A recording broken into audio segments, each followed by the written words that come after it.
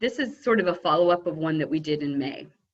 And we decided this time we would do a little more broad-based. So we surveyed not only all of the businesses we have on our chamber list, we also included the Washington County list that we were able to put together with the free PPE. So a little more broad range in terms of demographics of businesses that are responding, a little different in terms of industry. We did the technical term of smooshing all of that data together, and this is the cumulative results of those two different surveys. We also did two surveys in Spanish, and Nancy Lopez will be working to put that information out there and do a presentation similar to this for our Spanish-speaking community. So really interesting to compare and contrast.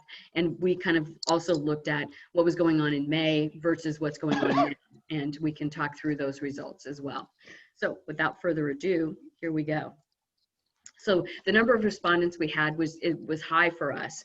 We had about 260 respondents, again, because we increased our sort of reach for this one, but I think also because businesses really want to be heard, and they wanted to share what's going on with them and what solutions would be workable and would provide assistance to them. So really want to thank all the businesses that participated in taking time out, because I know that these kinds of things are tedious, and it's, you know, and oh, it's another survey, it's another grant application. Folks are getting weary, but we appreciate the fact that they all stepped up and participated in this. So our first question was, is your business being impacted by COVID-19? 96% of respondents said yes, 96%, which is greater than our last survey, where it was certainly outsized in terms of the number of businesses being impacted, but definitely almost everyone is feeling some impact of COVID, whether that's if you're an essential business, making sure that you're keeping your employees safe. And the longer this goes on, the harder that becomes, as we all know, the harder that becomes, because folks are getting weary of all this, and they are doing things that maybe they, hadn't been doing in the past, more kind of social gatherings, maybe letting down their guard a little bit, and that all has an impact on business. So really wanting to make sure that that we understand that we need to keep those social distancing and mask wearing practices contained, throughout our businesses to ensure that we can move into phase 2. All right, so if so, how? And you'll see that it's reduced customers. That's really the highest, and this was a check all. So everybody, you could pick more than one thing in terms of how you were being impacted, but almost 86% were feeling definitely the impact of just less people coming through the doors, less customer base. And of course, that's going to end up impacting every aspect of business. When you're losing revenue coming through the door, and bills keep coming in, you'll see that creates obviously a huge issue. Starting to restrict spending because they're of uncertainty, don't know where this is going to go, how long this is going to go. You have 54% that, and I had some that said we've been doing that all along. We knew when this hit that we were going to have to really curtail our expenses. We started doing that. Operations being impacted, workforce, so being able to hire employees and bring them back, but also the difficulty of not having the revenue stream to bring people in. And so that's become quite a burden for especially real small businesses, where they might have only had one other employee or one part-time employee, and they've had to let them go. And now they're, pretty much on their own. And then 41%, just lack of certainty. They just don't know what's coming next. Any questions on any of this? Comments are also welcomed. I had a question. So do you know anything about the demographics of the business, like retail, manufacturing, what the split is? You will see that. It's part, we did ask the question. Yeah, we did ask the question.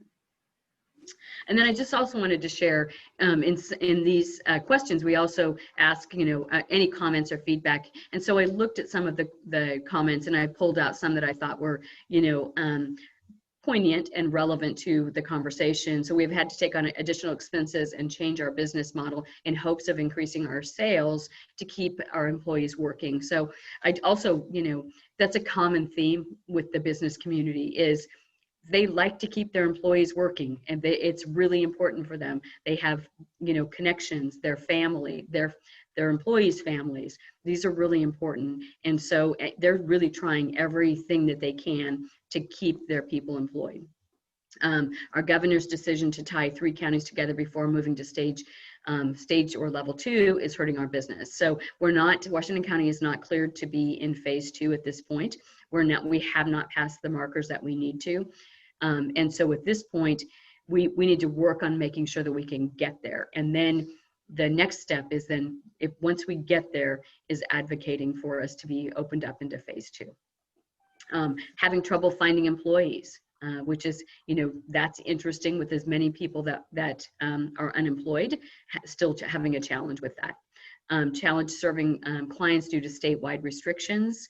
More states have less restrictions. So if you're a business that have, multi-state, you're going to have different restrictions in each one of those states that are at different phases. And that's really sort of an exercise in gymnastics of trying to figure all of that out depending upon where you're at. And then some businesses are experiencing, homeless that have moved in, and they're being impacted negatively impacted by that. Payroll costs are higher due to the requirements to operate as a restaurant. So thinking about that in terms of the diminished capacity of restaurants already, and then, obviously there's added costs with PPE, with the new regulations and requirements for, how you provide service. So everything is disposable. There's no, silverware, plating, or anything like that. All that's a cost that a restaurant hadn't necessarily been spending dollars on before. And then we have had to take in additional expenses and change our business model in hopes of increasing sales. I think that's a duplicate. Sorry about that. All right, the next question: how could your company be impacted by COVID in the next 90 days? So in terms of, we're asking to forecast the future in 90-day increments.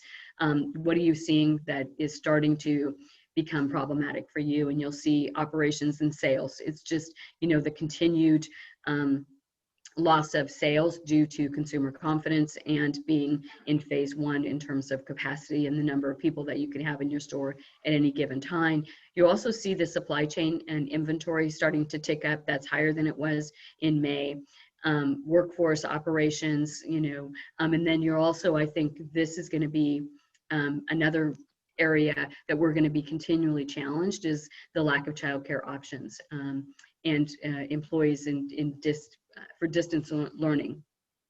And really that's become a nationwide issue, as there was a data point that came out, and I won't get it accurate in terms of the number, but the September number of married females that left the job market was dramatic. And that's really due to the fact that, school is not in session. And so, or it's all done remotely. And so someone needs to stay home and to take care of the kids, or make sure that they're, logging in when they're supposed to and getting their schoolwork done. So big drastic change. And I think it will have great, huge impact on our national economy.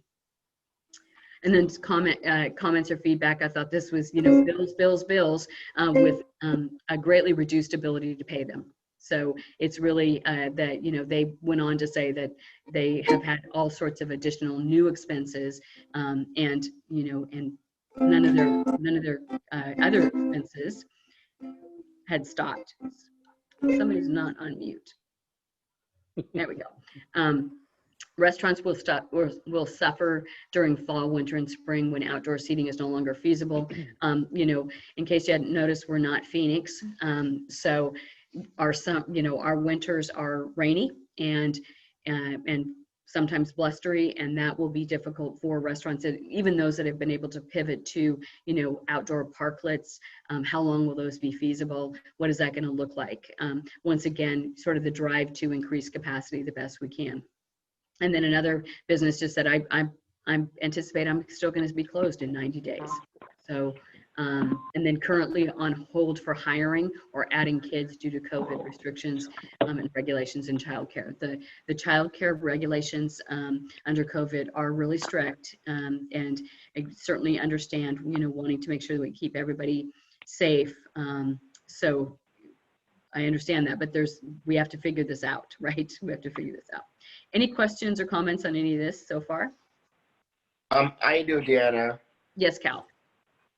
So we're talking about the food industry. I know the restaurant is the major, talk point, but then also the caterers like me. I know there's three large catering companies in Hillsboro closed, completely closed the doors. And I heard the Reed Bill is closed for 6 months. And for me as well, there's no catering whatsoever. I'm like winding and grinding. And is there any hope that they might give some sort of a leeway to the catering industry? The restaurants already have existing clients. They have set up for to go and all that. Like I'm doing the dinner box thing, but it's just not working. Thanks, Cal, for bringing that up. I was actually going to mention that, that yes, that the catering business, if that's your sole business and it's not adjacent to a restaurant, that is, you are struggling. There's no weddings that are of any size. There are no business meetings that are of any size. No events, no community events. And so, yeah, the catering business really, I think, is a special, unique entity that we do need to figure out. How do we make sure that, that we're looking at that like an industry? Because when this all goes, hopefully goes away and we can get back to some semblance of normal, we would want to have caterers. And so we need to make sure that we are thinking about that and figuring out how do we contemplate that, that industry differently.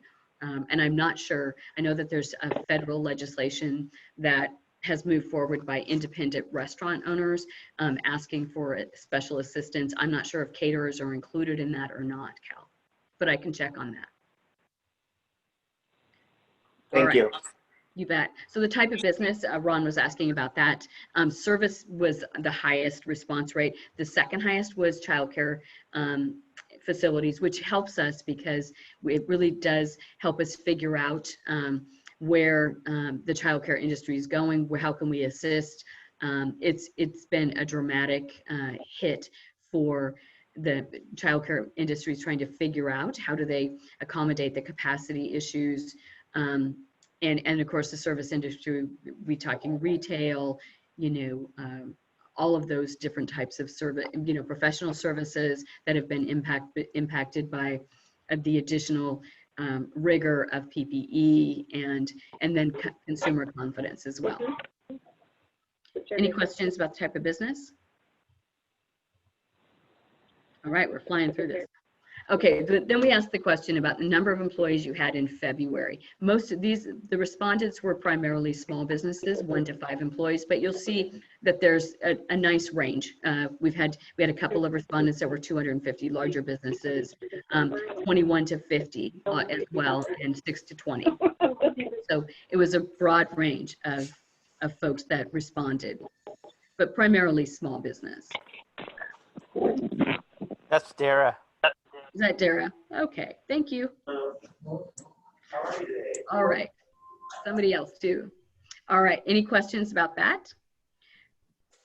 So then our next question was, how many employees do you have today? Trying to get a sense of, what's happened. So, over 50% have had no change, but many of them on the comments responded, it was just me to begin with, or it was just me and a part-time person to begin with. But you also see that you're nearly 40% that have fewer. So there are, definitely there's been a decrease in employment in this by the respondents, and you'll see very few have increased. And then I just added a couple of comments that were interesting. Hours are shorter and position is being cut, unable to hire due to reduced sales. So that's what we hear a lot in the retail business, is that, I would hire somebody to come in and relieve me, but my sales don't warrant it at this point. I can't afford to do that and pay my rent as well. And then this third one, just come by the place. It's for sale. We're toast. COVID-19 will last another 2 to 3 years. We want out. While not common response, there was in this survey, there was an overwhelming feeling of real despair, frankly, that we don't know where else to go. Okay, if everybody could check their mute, that would be great.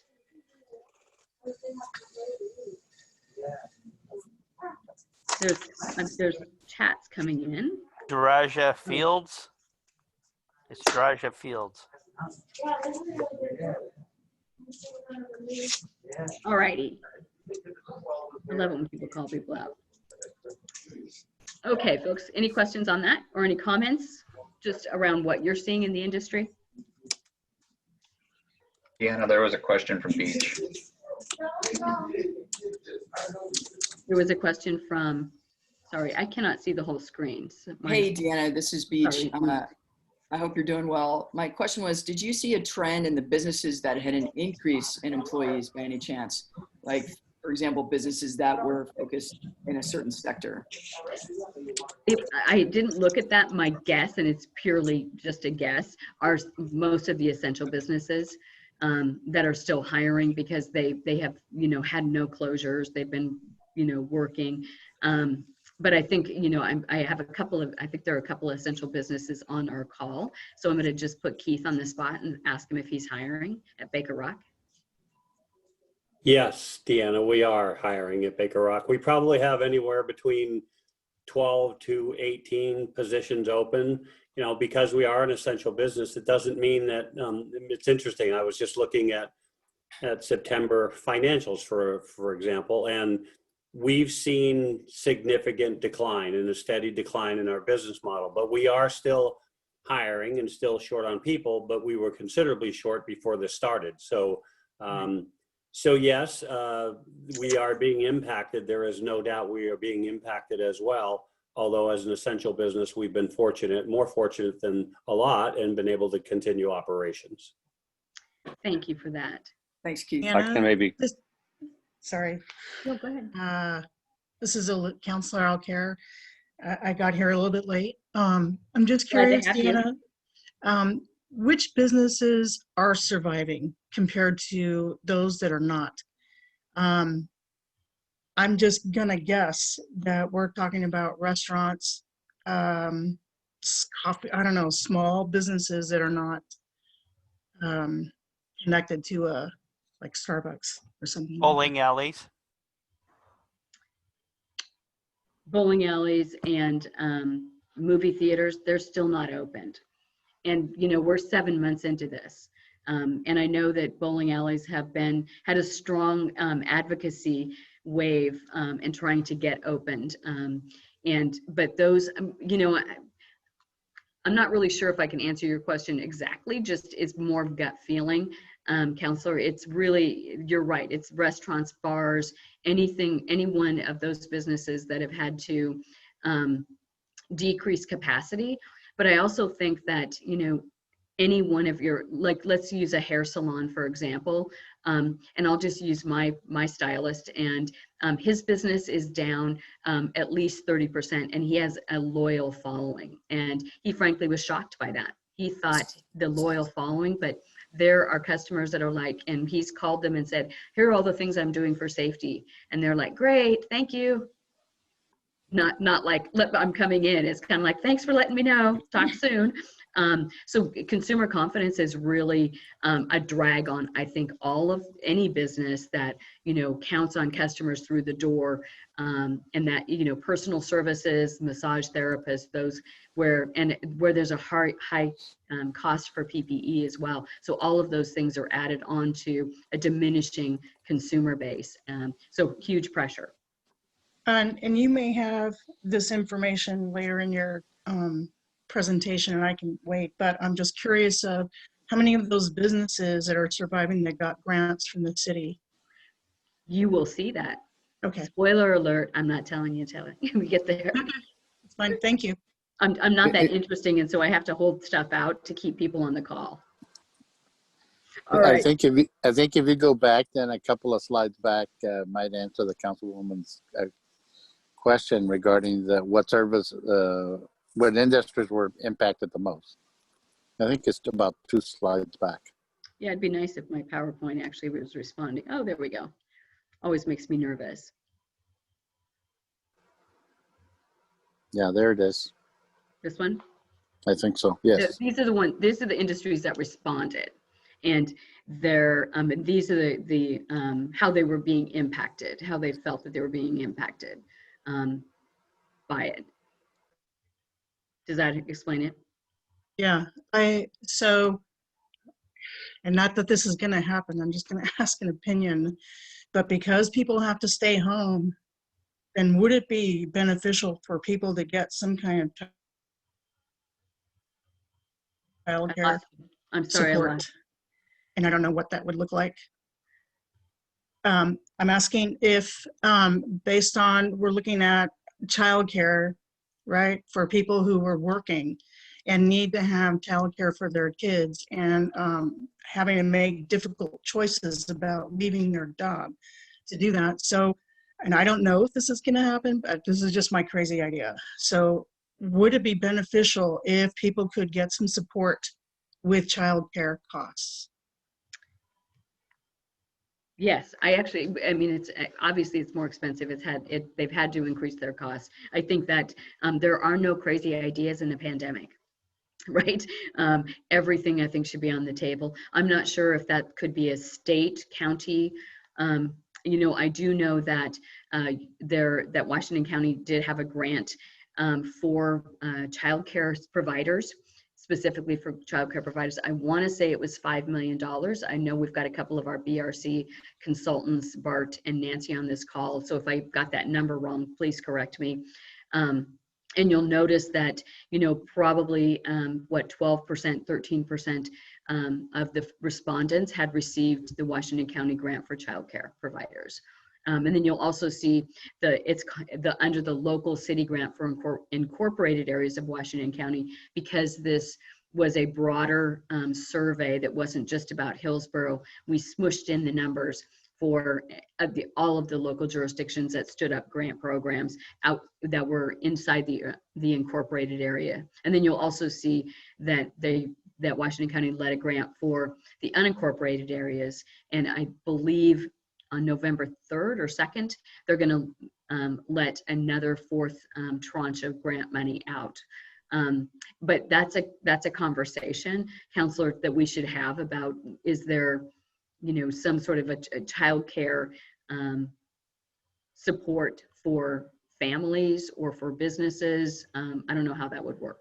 Hey, Deanna. Well, I would love to participate if that's possible. I would love to be a part of that conversation. Absolutely. I'm on the board of 2 affordable housing nonprofits, and there are people there who are essential workers, have to make decisions, and don't always get the support that they need to be able to do that. Deanna, yes. Question for you, because my wife is a teacher and she is teaching online. How many people have gone to unemployment because of the fact that they have to stay home to have their kids online for school? Yeah, that's the national number that I was talking about, and that it was a dramatic increase in the number of married women that left the job market in September. And I wish I would have included that slide, because it's, when you look at it, you're like, wow, and it was national. That's going to have a huge impact. So how long that lasts, but literally leaving the job market is, you know, that's a lot. It was a big number, and that's exactly what I mean. The choices have to be made. If you've got a 2nd grader that is, you know, in class, you have no child care provider that can also provide that assistance and support in making sure that they're getting logged on and, you know, and have the technology available and it's working and they're sitting there doing it, that can be really challenging. And so a parent would just, you know, that has to make a choice about how do they do that? How do they manage that? And, in some families have the ability to make that choice and some families do not. Yeah, maybe a comment, Deanna, because we have got enough employees. We see a lot of different strategies. Some people are working from home, rotating with their spouses. Other ones have moved to a different shift. We're happy in manufacturing to be able to offer those opportunities for people, which maybe makes it better. That doesn't help the people who are in other industries that don't have those options. But I'm a principal of an alternative school in Cornelius, and we're on contract with Forest Grove School District. And I recently changed our school hours to accommodate students who are working during the day because they got jobs, to be able to offer them academic support in the evening, and changed our traditional school hours during the day from 9 to 3 to 10 to 4 to try to accommodate students and families. And so my staff call all of our students every day, checking in with them, and we're going into family homes. And there's a lot of stuff going on for families in their home. And we're just trying to make it so that it's possible that students get their learning and we're not invading. I don't know if school districts have the ability to do that. It would be helpful if they could consider those options, but that's ODE policy. Deanna, I also know there's several, I'm sure this is several people that I know that who are professional, like, in management level jobs, women that, big corporations used to make good money prior to COVID, now stuck home with their children, young children, and they're debating, even though they get called back to work, or to whether to go, because when you minus the childcare costs, what you're getting from the unemployment is the same amount. So they're saying, I had this conversation with one person yesterday, and like, you know what, I'd rather stay home right now because there's no way for me to put my kid to send to daycare and someone to teach, maybe do the schooling with her. So even though they have the ability to go back, but they can't, even though they don't want to, they can't. They're stuck. Right. Well, I think this is lending itself to a conversation that we should have about childcare and bring in some of the folks that understand the numbers in Washington County and can present those numbers and what the industry looks like to you. Because I think these are great questions. And I know that we've had Karen from Community Action before come and talk to, I think, the Hillsboro Community Foundation, but I do think that bringing her to one of our small business series programs would be a good idea. She has a lot of great information. She's very well connected to all of the childcare facilities in Washington County. How about bringing some of the school districts in, to kind of get their input on how they can help parents that need to be home with their kids, maybe changing the hours so that they can work and do school at a different time or something. Because I've heard a lot of those people are having issues that, they would like to go back to work, but they just can't because they got to be home with their kids. Yeah, right.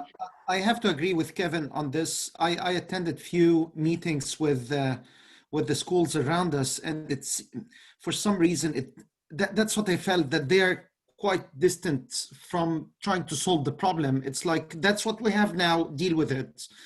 Maybe bringing them in and letting them see what's happening. This will help us gain some kind of empathy from their side as well. Change the timing as to different timing from 4 to 10 or something like that. That will help business owners and will help families a lot.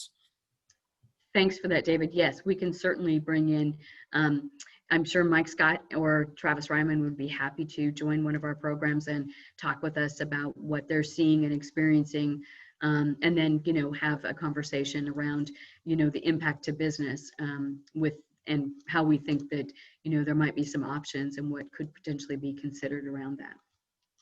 You guys are great. Thank you so much for participating. Any other questions on this slide, or should we move? Deanna, I just wanted to say really quick, I put the New York Times article about women dropping out of the workforce and yesterday's OPB article about Oregon and Washington women leaving the workforce in the chat for folks if you wanted to read more about that.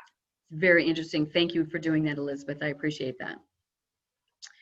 All right, now I need to figure out how to move my PowerPoint again. All right, these are the number of businesses that received free PPE.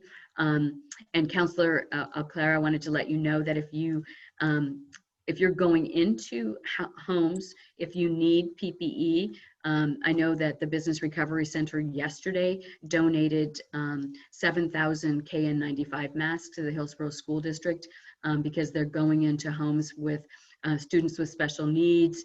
And they were, they want to make sure that if they're going into a home that they're protecting themselves as well as the family. So we do have them here if you need them. Okay, thank you. All right, so you'll note that 62% of the folks that responded had received free PPE, which is great. But we have more. And if you know of a business that needs it, please let us know, or please point them to the Business Recovery Center where they can fill out an application. And then this is my eye chart. Sorry about that. What would be the most helpful to support your business? Which I think this is super important.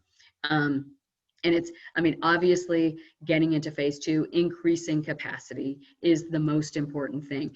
Workforce support, so helping with incumbent workforce as well as talent recruitment, smaller, a little over 10%, and additional funding resources with more flexible terms. I think that the grants are great, but at $3,000, $3,500, we're now into month 7.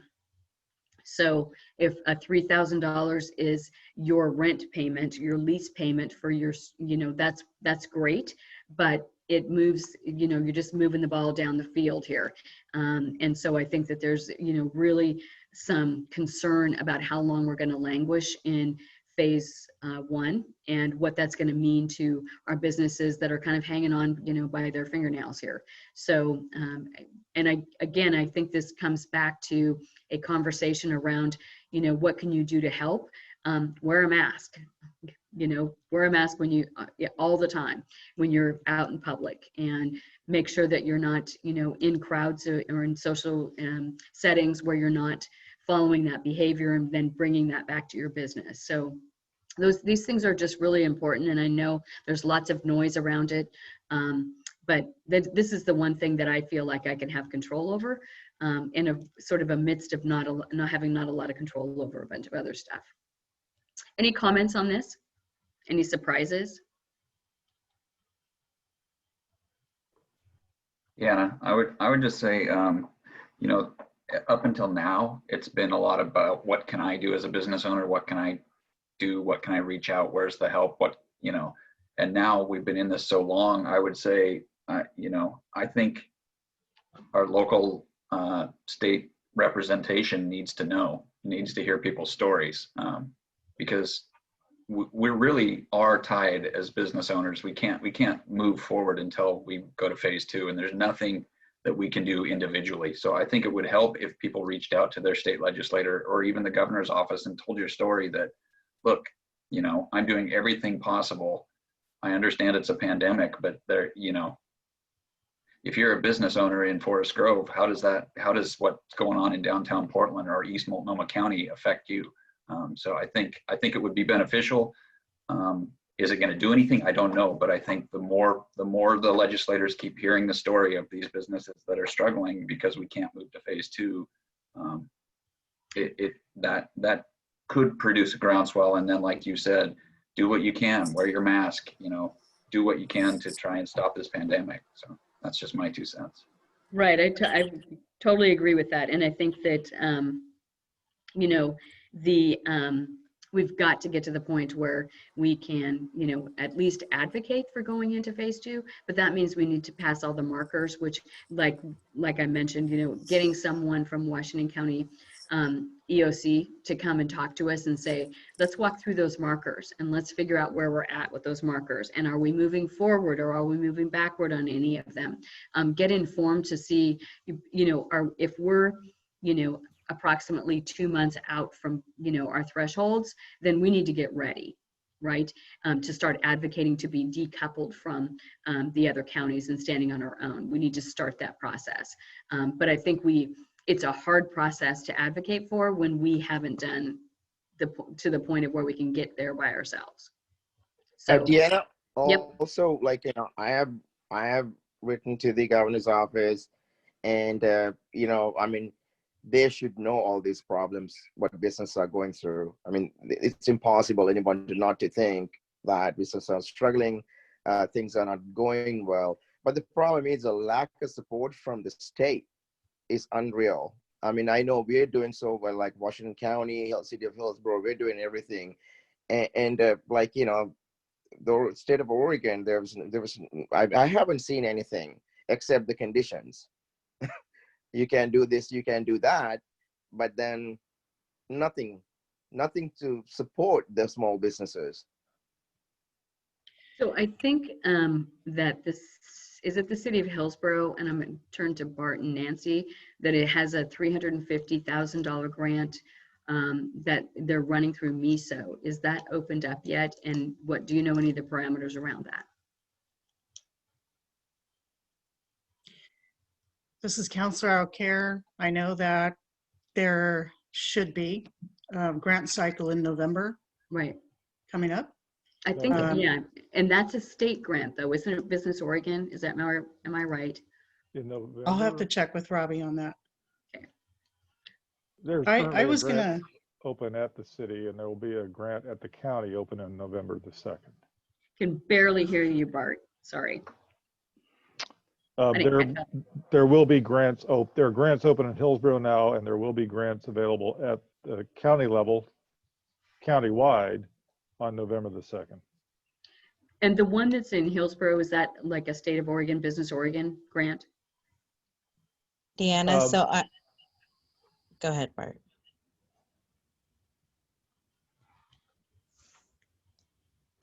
Nancy, you want to go? Yeah, so I'm looking at the website just to confirm.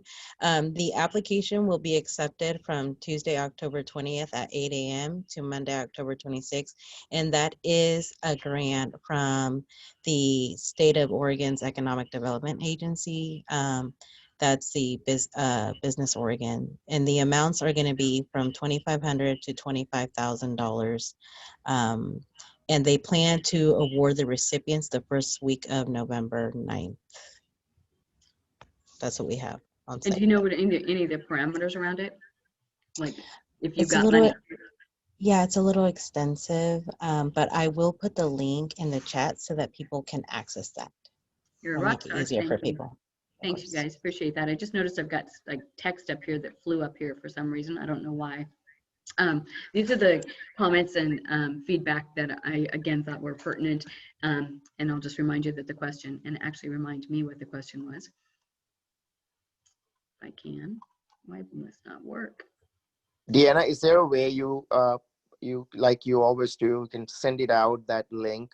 Absolutely. It's difficult from the phone to copy and paste and the parameters around it. So I mean, we're talking about a few days from now. Yep, I will do that right away. Thank you. The best support, again, another round of stimulus with grant opportunities to help get out from underneath the debt, figuring something for covered outdoor seating during the winter. Disposable gloves are becoming, again, expensive. They're an expensive item.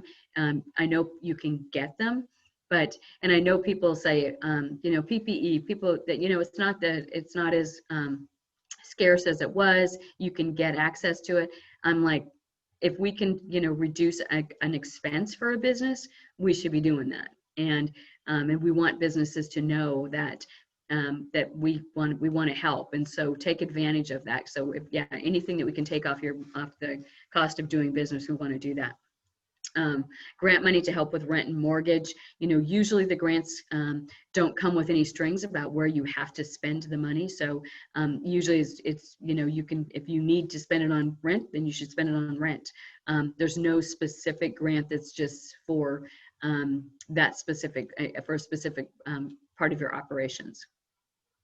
Would love to talk with someone about any waivers, liability releases we should have in place before we offer face-to-face instruction again, which again, there's a lot of business liability conversations that are happening at the federal level. I'm not sure whether it's going to be something that the state's going to take up at this point. They didn't during the last special session, but they may have no choice but to address that issue. Another PPP loan, the hope is that, again, obviously the federal government will do something, and I mean, just anything would be nice, but if it had to do with providing COVID relief, that would be really helpful.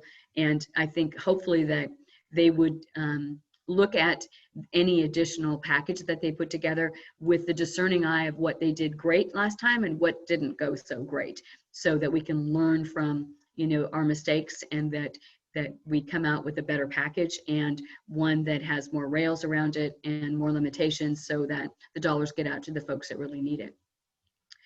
Greatly appreciate access to large grant relief funds. We do not want to take out any additional loans for fear we may be unable to pay them back if our business continues to decline. So, you know, it's, again, it's a math problem. Everyone looking at, you know, if I take out a loan for my operations and I'm not able to pay it back, then what? And I have to close my doors. You know, that debt follows me. What does that look like for my future? So these are conversations that we've had with real business people that are contemplating, what if I can't pay my bills? What if I need to get out of my lease quickly? So really emotional kinds of conversations. So again, what can we do to help? I honestly don't know. We're doing our best to reduce risks in all areas of our business. A vaccine and some accurate forecasting would be great, wouldn't it? Double emphasize moving to phase 2. Economy needs some good news with recent nonstop doom and gloom. I heard that a couple of times. It was like, stop talking so like everything's so bad, because. Yeah. Deanna. Yeah. Do we have any information about the number of businesses that closed their doors in the past few weeks because they had some COVID cases? I know that some businesses would close and then reopen, but do we have any information about this? This is one. Second thing, can we negotiate like something like phase 1.5 instead of phase 2? If we're now at 25% capacity, can we go, we don't have to go up to 50% capacity. Can we go up to 35% capacity at some point? This is also something maybe we can consider. At least we can consider negotiating. You know, I think those are all really good. That's a great suggestion of, 1.5, and what would that take us? And does that make a difference? And would that, you know, if we can figure out what 1.5 looks like, would that then open up bowling alleys?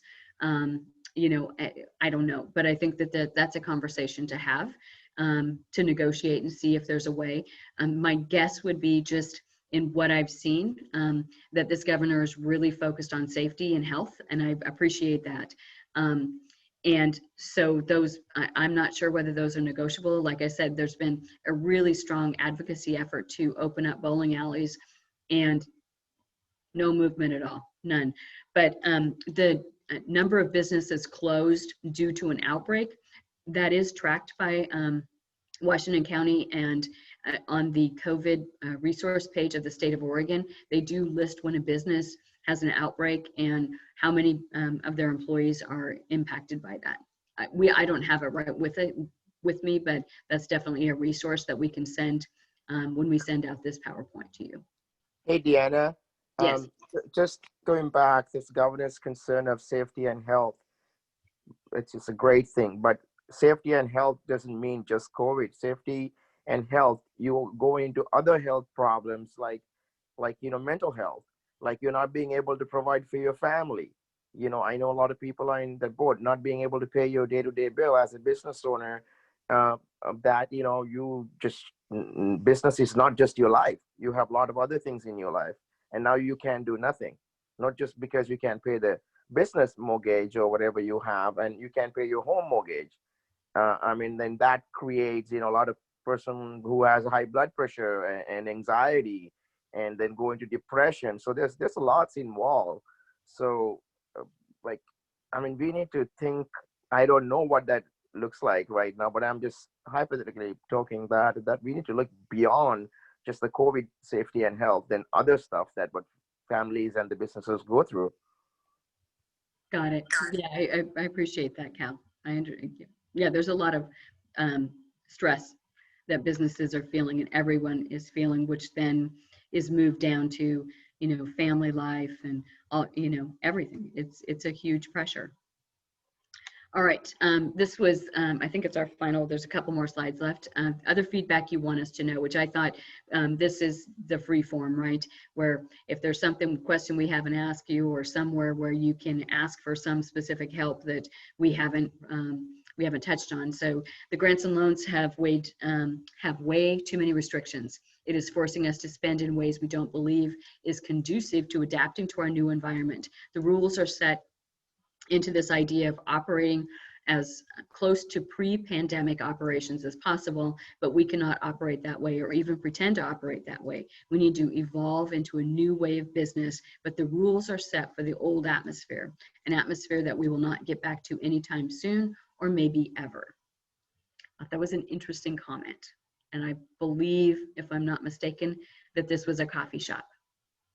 I applied for some grants and was later told they were selected through a lottery, which the information while applying didn't state that, misleading information. So I think that might have been one of the Washington County grants that they maybe didn't state that information up front. But again, this is all good lessons for us if we're working on a grant or helping or assisting with a grant, to make sure that if there's a limited amount of dollars, and there's going to be a process by which they're selected, what does that look like? If things don't get back to normal and or we receive grant funding, I do not see how we can survive 6 more months of this. We are struggling to stay in business. If the state doesn't open up and people go back to work, we will go under, and we have been in business for over 23 years. This is scary and intense. We are all under pressure. Real support with real people would make all the difference. I can survive this, but the cost is high. We greatly appreciate the opportunity to provide feedback. This has been an incredibly devastating and challenging time for us and so many other business owners we know.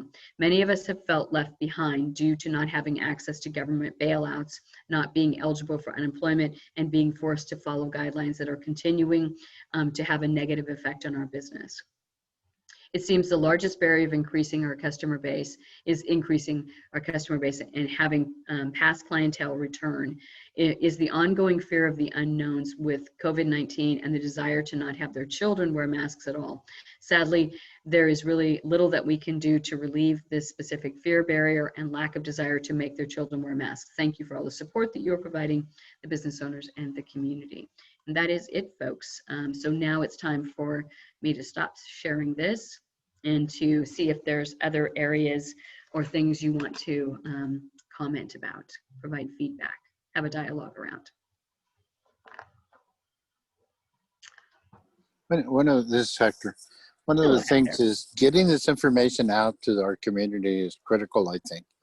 And there's so many cross areas here. For example, I understand you're going to be coming out to the Washington County Public Affairs Forum and have an opportunity to share what is going on. I hope soon. Monday. And that Monday, great. And that's what we need. We need to get this information out. I was at a board meeting this morning with Equality Healthcare and brought up some of these issues as well. That and the previous person that was just talking about mental health. Certainly in the Latino community, we've been hit pretty hard with COVID-19. And then we had the fires that hit down south. Right. And so I had the blessing to be in a conversation with California, Oregon, and Washington in regards to Latinos. And there were some cross areas there, from housing, healthcare, getting medications refilled, et cetera, et cetera. So it all comes down to communication. And so, yeah, we need to get the story out on everything you just presented, which is terrific, by the way. Thank you. That was a great job. Thanks, Hector. Appreciate it. Ron. Hello, Ron. How are you? Hey, Deanna. Great to see you. I'm doing fine. Thank you. It's extraordinary, of course. And I really appreciate the work of the Chamber in terms of just pulling together, aggregating the perspectives. And one of the things I've observed is really this sort of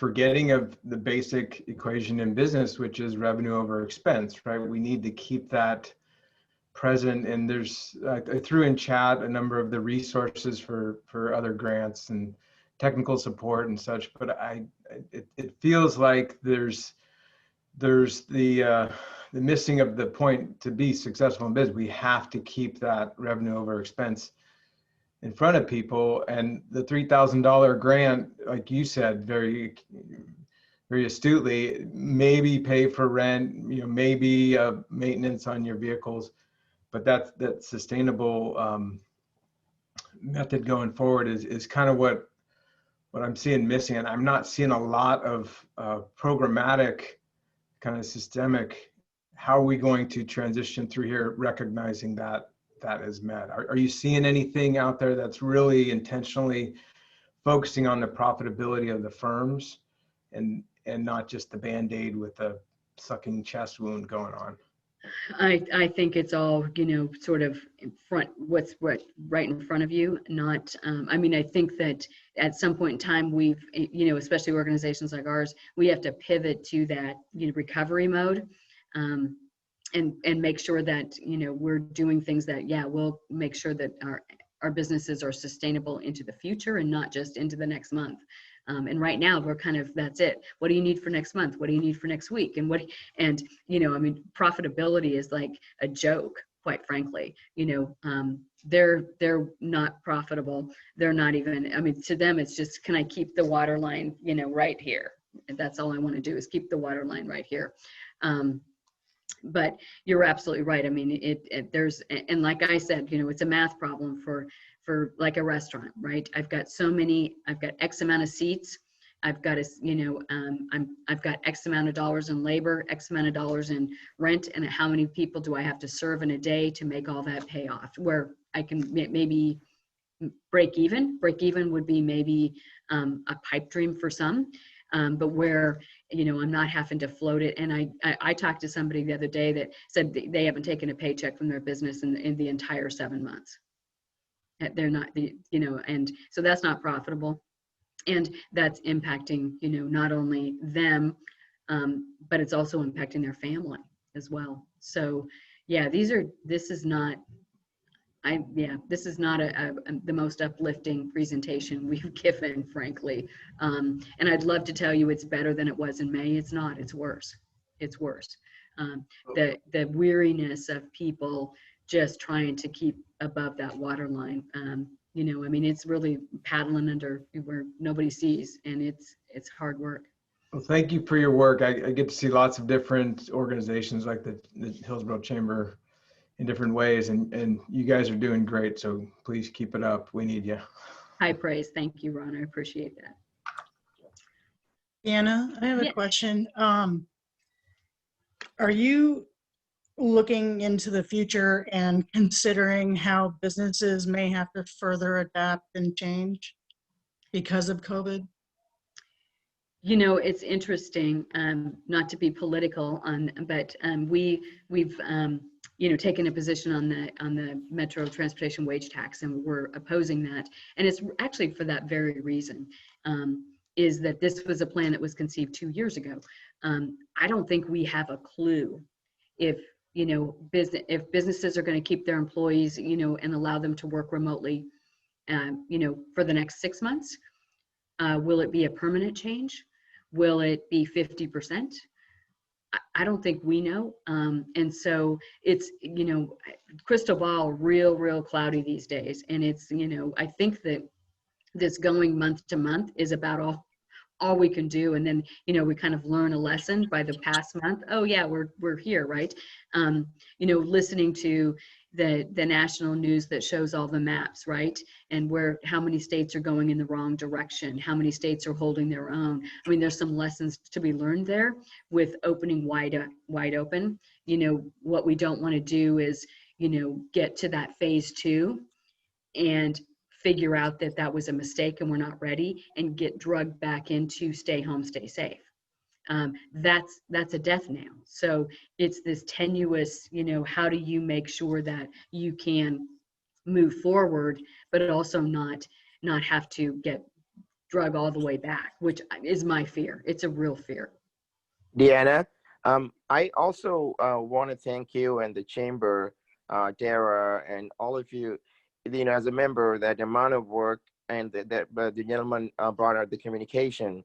I mean, the amount of communication that you do, I mean, I greatly appreciate, like I got the email saying, hey, there's a grants coming up on the Washington County, and it's not just for the incorporated Washington County, it's for everybody, I mean, I would have never known that not being in part of chamber.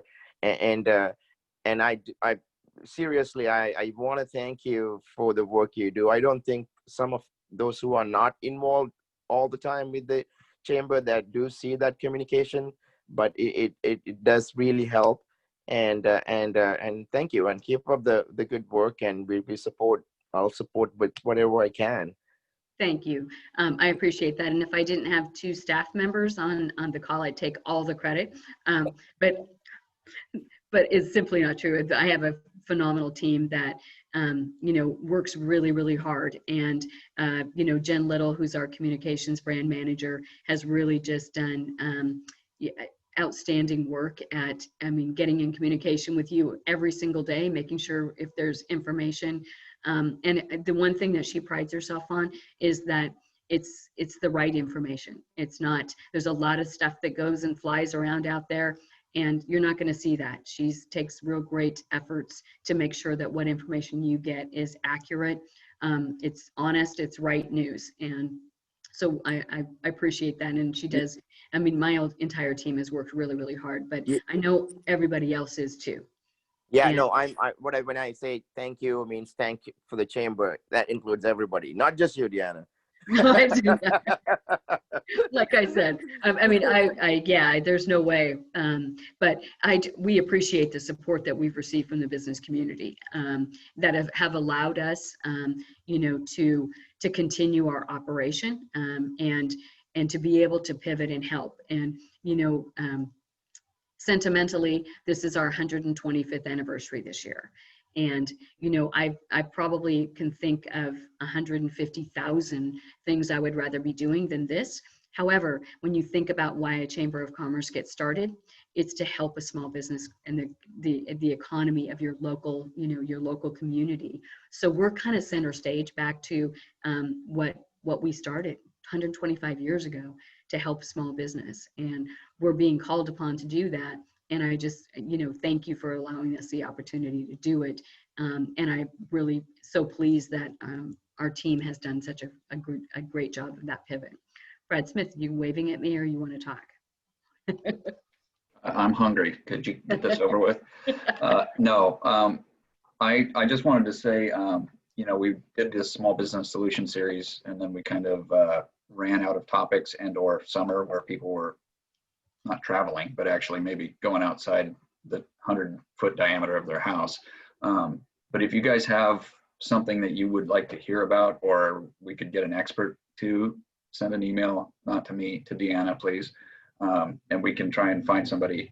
There's some good information from the questions in this that I think we can get some more topics going.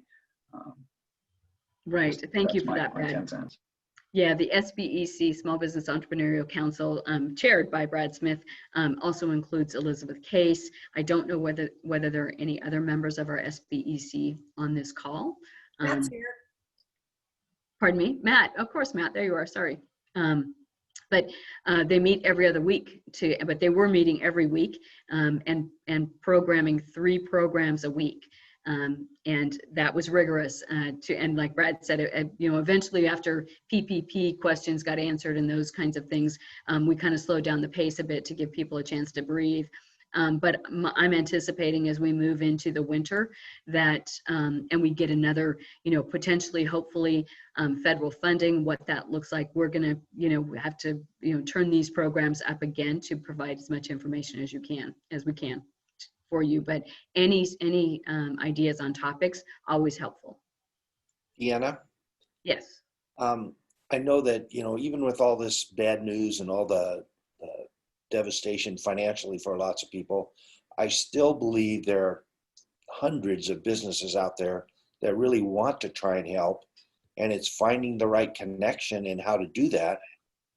that's probably most important. And I think you've done a good job in networking and finding a lot of those people. But I still think if we had more effort towards trying to put together the people that everybody wants to help somebody, even if they don't really have the resources right now. So I think trying to find those connections is a huge part of getting us through this, and everybody feels good about being able to do something to help somebody.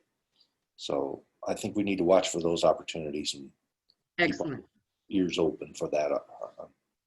Thank you for that. One of the things we just launched yesterday was a shop local, buy local, something else local. And it was a form that went out to all of our members. And it said, if you've got a special, if you've got, some discount that you're providing, we're going to do a weekly, sort of like a newspaper ad of all of the things that our business community is providing to the community. Again, this is one clear way you can help. And I don't mean to slam Amazon, but stop buying from Amazon and buy from your local stores. And I get it. I understand it's convenient. It drops outside your door, but you're not helping the folks that are, 2 minutes down the door. So be thinking about that. And this is an opportunity to amplify and remind you that, especially as we go into the holiday season, buying local, hugely important, hugely important. Keith Peel, were you going to say something? I was. Thank you, Deanna. If you would just indulge me for a minute here, I just want to share some thoughts. Great presentation. I think for me, what it does is it reinforces some of the challenges that we really still face. And when we bring it down to this reality level, I think what it does is it gives us an opportunity to all really see how much work we still have in front of us. And I say everyone because I don't think it's anybody's responsibility. I think it's all of our responsibility. I think that, I heard early on in this pandemic that, we're all in the same storm, but we're in different boats. And I think that it's very accurate. I mean, clearly there's winners and losers, and there's going to be winners and losers. What I think one of the things that we can focus on more, and I know one of the things that we're doing at Baker Rock is trying to focus on how we can potentially help other businesses directly. Can we adopt a business? Can we find a business that is perhaps a bolt-on or something that corresponds and fits with our business model that we can help, even if we have to help that business for a while in a loss? Because I don't know that necessarily we can depend on everyone else to bail us out. Some of it is we're going to have to bail ourselves out. And I think we have to look inwards and say, does that make sense? Will that make sense? Could that make sense? It's just an idea. It's just a thought. So one for folks to consider. The other thing I think that we need to do is I do think we need to keep the pressure up on our electeds. And I don't mean that looking back to be critical of anything that they've done. Look, this has been hard for all of us. Pivot, when we talk about pivoting, our business has been essential, but we pivot weekly, daily, it seems like anymore, in an area that none of us have made decisions on before because it's new and different for all of us. But I do also suggest that the state received $14 billion in CARES dollars. I know the county received a pretty good chunk of CARES dollars. I think that those dollars have been slow to find their way into businesses' bank accounts to help business. And I don't mean that because that I think we have all bad people. I think that there's I think there's some education process and there's some understanding of truly what's going on in the business community. How it's illustrated with the disconnect is exactly what you're talking about, trying to pass this Metro bond measure in the middle of a pandemic. To think we put more emphasis on business expense in this time when businesses are struggling is an example of that disconnect. And again, I'm not trying to be critical with that. I'm just saying, okay, there's just a lack of understanding there on what business may or may not need. So I would just encourage everybody to keep those things up. Think about how if you're a business that's a little bit more on the winning side and you've been able to maintain and you've had the luxury of having a good business. Look, Baker Rock Resources has been in business for 64 years as a community. We don't exist without the community. And so we feel and understand that our investment back to the community at some level is absolutely key critical for us. How much can we do? What can we do? You know, one of the things we did is we gave our employees stimulus bonuses directly to our employees and encourage them to spend locally. Spend it with the customer down the street, the mom and pop down the street. Try to do some of those things. It did two things. One is it bound our people to our business and made them understand that we were in this together and build some goodwill, but it also suggested that we are a community and we depend on each other. So I could go on, but I've already taken more than my time here, and I just wanted to share some of those thoughts with everyone. Thank you. I appreciate that, Keith. You always have a way of sort of inspiring us, and I appreciate that.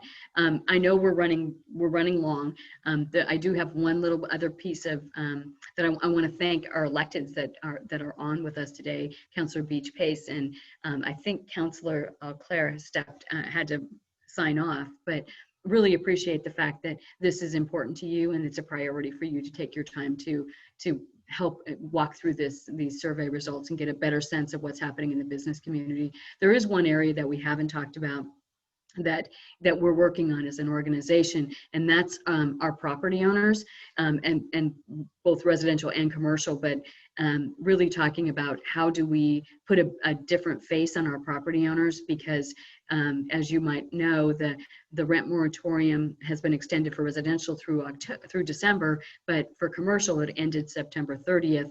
And these are many of our property owners are local, you know, people that have been in our community for years, and they're trying to help keep their tenants, and their tenants aren't able to pay rent, and maybe it's their retirement, maybe they owe a mortgage on that building, and so we're really looking at potentially going to the state and talking about a tax credit that might be available to property owners. And you know, this is a statewide issue, and if you think about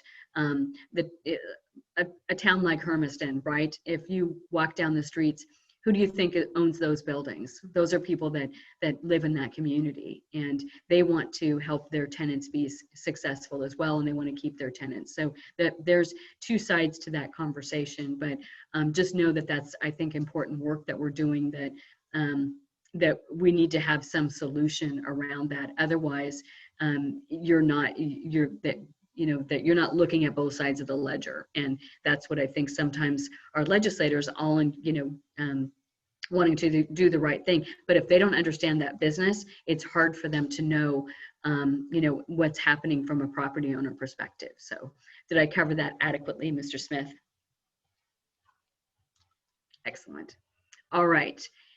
We would encourage you all to stay tuned for the next Small Business Solutions workshop. And once again, if you have any topic ideas, that you would send them to either Brad Smith or myself. And I want to thank you for taking your time today and participating in such an engaging conversation.